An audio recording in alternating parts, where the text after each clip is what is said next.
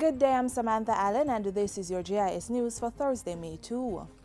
Jamaica is set to receive the first tranche of $200 million from the International Monetary Fund, the IMF, in a few days. This after the IMF has approved a 4-year extended fund facility valued at more than $900 million for the country. Finance Minister Dr. Peter Phillips told Parliament on Wednesday that $90 million of the first drawdown would be used for budgetary support. This is a slight deviation from the norm, as the IMF usually provides only balance of payment support.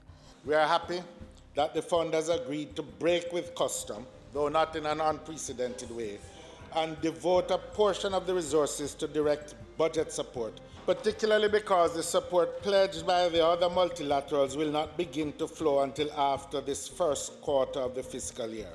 The IMF's seal of approval paves the way for Jamaica to receive approximately $1 billion from the World Bank and the Inter-American Development Bank. Meanwhile, government and private sector interests will be keenly monitoring the implementation of the IMF agreement. As promised, a coordination and implementation unit established within the Finance Ministry will give reports to an IMF program monitoring committee that meets weekly. President and CEO of Sagicor Life, Richard Bowles, and Bank of Jamaica Governor Brian Winter will co-chair the Oversight Committee. Other committee members include public sector officials, representatives of the Jamaica Bankers Association and other members of the financial community, the Jamaica Confederation of Trade Unions, and the micro, small and medium-sized enterprise sector.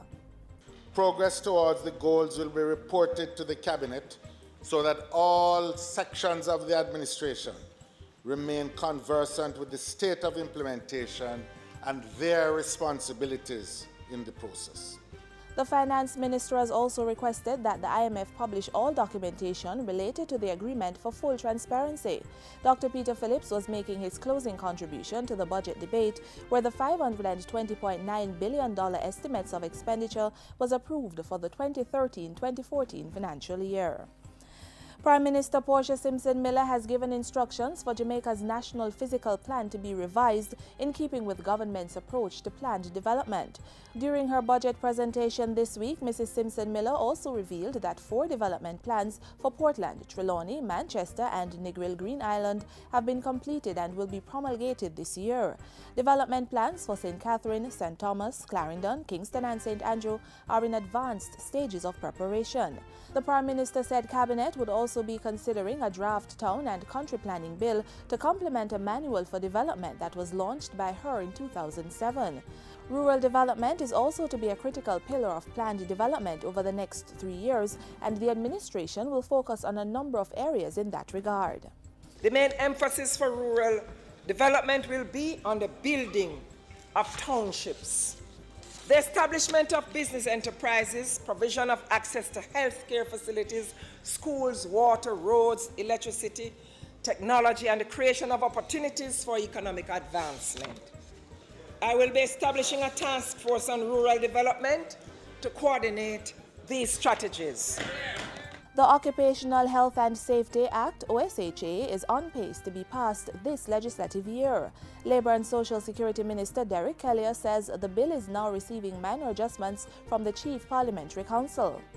When enacted, it will put Jamaica on par with our trading partners and, more important, assist greatly in making us more competitive and productive globally. When the act is passed, stakeholders will get a moratorium, a period free from penalties associated with breaches, to give them ample time to get familiar with the regulations. At the end of the period for the moratorium, it is expected that a review of the new legislation will be carried out to adjust and correct any anomalies or disparities that may arise.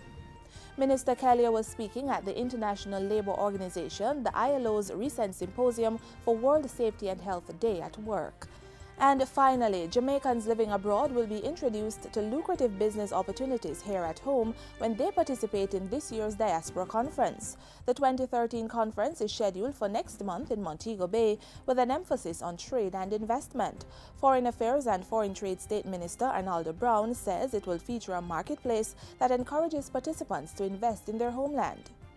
We hope to attract what we are referring to as diaspora direct investment. We believe that this could be an important catalyst for the greater involvement of members of the Jamaican diaspora in the economic development and growth of the country.